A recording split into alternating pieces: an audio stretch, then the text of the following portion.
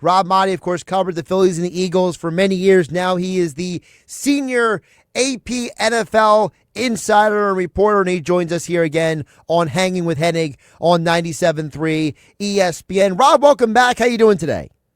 I'm doing great, Josh. Great to be with you, bud.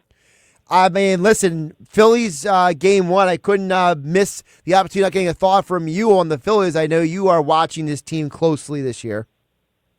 Oh, man, absolutely. It's Red October. It's my favorite time of year when I covered the Phillies, Flyers, Sixers, and Eagles for all those years, and I got to do that incredible run of dominance from '07 to 2011, 2012, and just being down at the bank, being down there and just hearing the crowd. Like I said this, I had an interview with Kyle Schwarber this week, and I was like, that's just, to me, it's the best baseball atmosphere that I've seen. And I've been at other stadiums. I've been at, obviously, different sports venues and all of that. It's rocking down there. And I think tonight with Shohei already saying just a little bit yesterday, like, yeah, he's excited and a little bit nervous, man. I said this yesterday. It's before my time, but that Bert Hooton game in the playoffs way back when the Phillies fans at the Vet kind of booed the heck out of him and rattled his nerves, I think they can do that tonight to Shohei. You know, the other thing, Rob, is I'm not trying to project anything, but I was telling the audience before you came on, the Phillies are one of the best teams in baseball against bullpens. So literally, if they just are a little patient, they have a chance to make this a very, very interesting series. Oh, absolutely. And if you need your starters to keep you in the game. And I want to see, like, the complaint, the issue, the problem with the Phillies offense in past postseasons is when they all collectively get into a slump. And sometimes all it takes is just one guy can bust you out of that. Don't go up to the plate trying to do too much. You don't have to be a hero. I'm an old school baseball type, man. Put the ball in play. Let things happen. Advance runners, score, get them on, move them over, get them in. That kind of philosophy. And I think sometimes it's all you need. You got a strong enough rotation that can get you deep into the game, get you deep to the Phillies bullpen. Now all you have to do is try and get into the Dodgers, and you got an advantage there. And, it's like the big bad L.A. Dodgers with all the gazillion dollars. What's their payroll? Like $500 million? Like, I don't even know.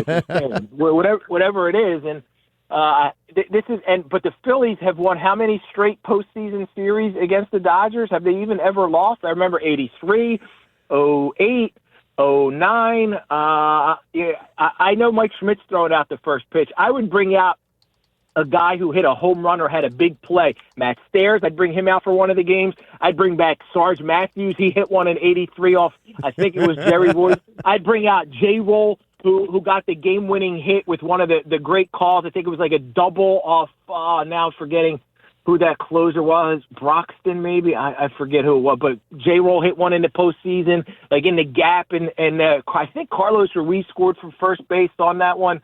It's going to be an electric atmosphere, man. It's going to be tremendous. Well, speaking of electric atmospheres, you got the Phillies game one tonight. Folks can hear the game right here on 97.3 ESPN. Coverage begins around 6:30 p.m. because unlike other radio stations, we will have the first pitch of the game on the radio and streaming live on the 97.3 ESPN mobile app. And then tomorrow, the Eagles play the Broncos, Rob. And I got to ask you about this Eagles team because I can't remember an undefeated team with more angst and consternation around them than the 2025 Eagles. I mean, I can't remember a single time where people were like so aggressively nitpicking and almost trying to create problems. And I'm not saying that they're perfect, Rob, but I can't remember an NFL team where people were treating an undefeated team like they were like winless, like they are with the Eagles.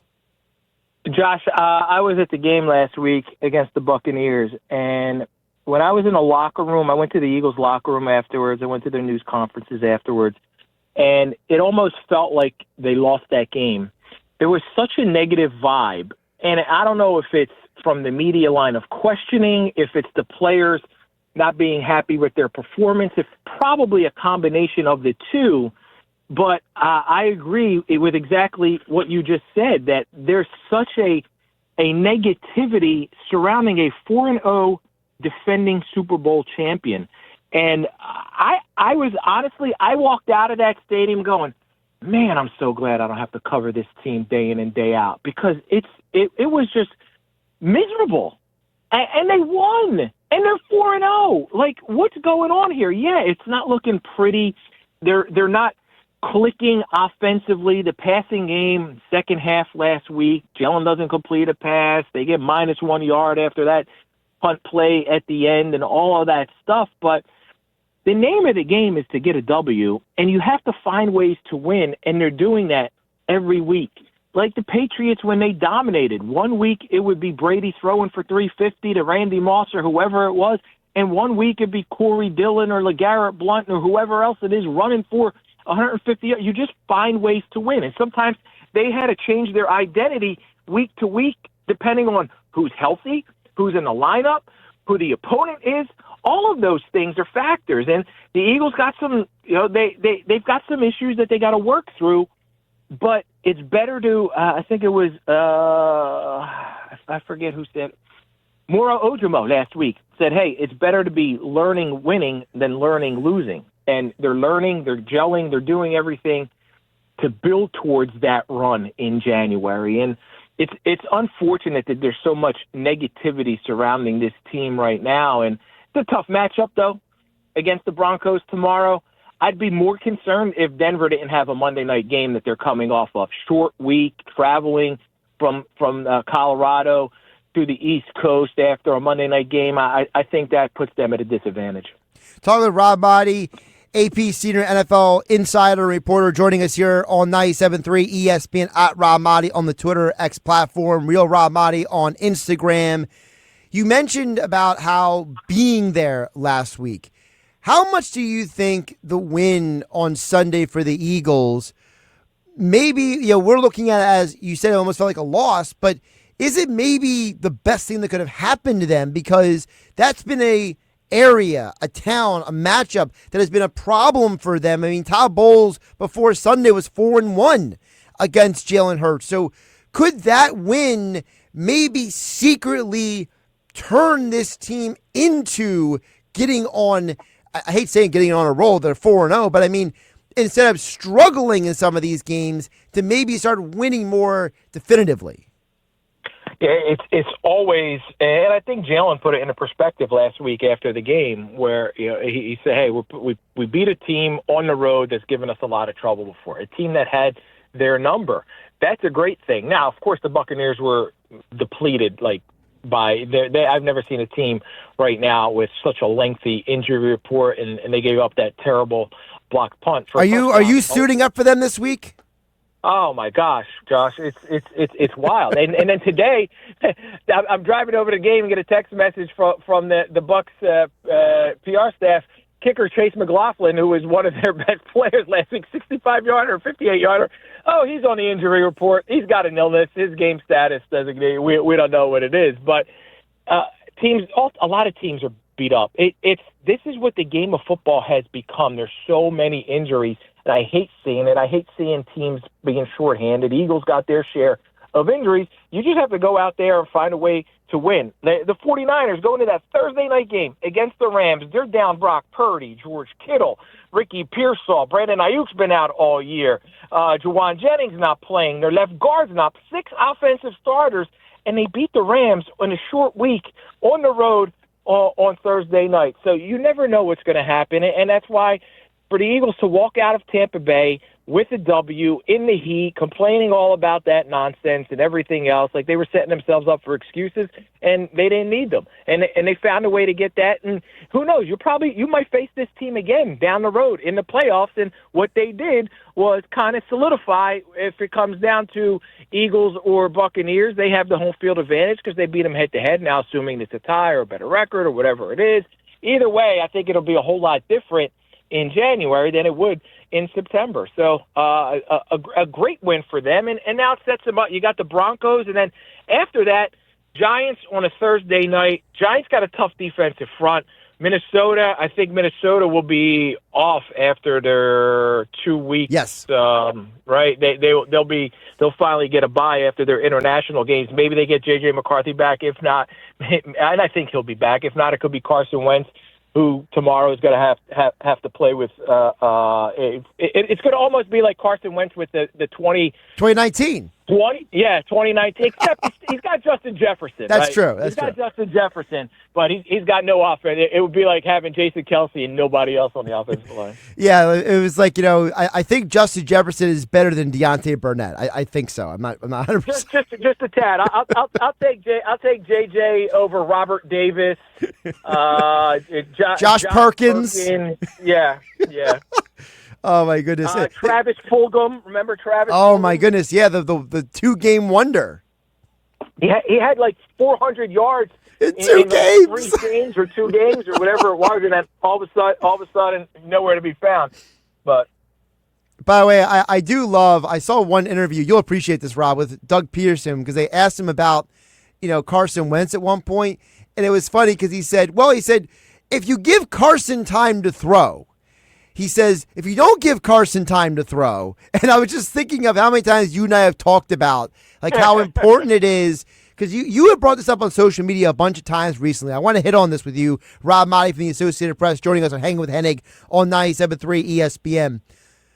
The environment around the quarterback is becoming more and more important in today's game. And we're seeing with Mac Jones in San Francisco, or Carson Wentz in his first game with Kevin O'Connell. Like, we're seeing how important, there's not Mahomeses everywhere, right, Rob? Like, Patrick Mahomes is not playing on every team. So the majority of these quarterbacks, the players around them, the environment, the offensive line, the coaching, I think you could argue it's more important today than it's ever been in the NFL. Right fit, right scheme, right environment matters so much. It really does. You don't know if Patrick Mahomes would have developed the way he did had he not been around Andy Reid, sat and learned behind Alex Smith the way he did for a season, and had some of the players and initially early on, Tyreek Hill, obviously Travis Kelsey.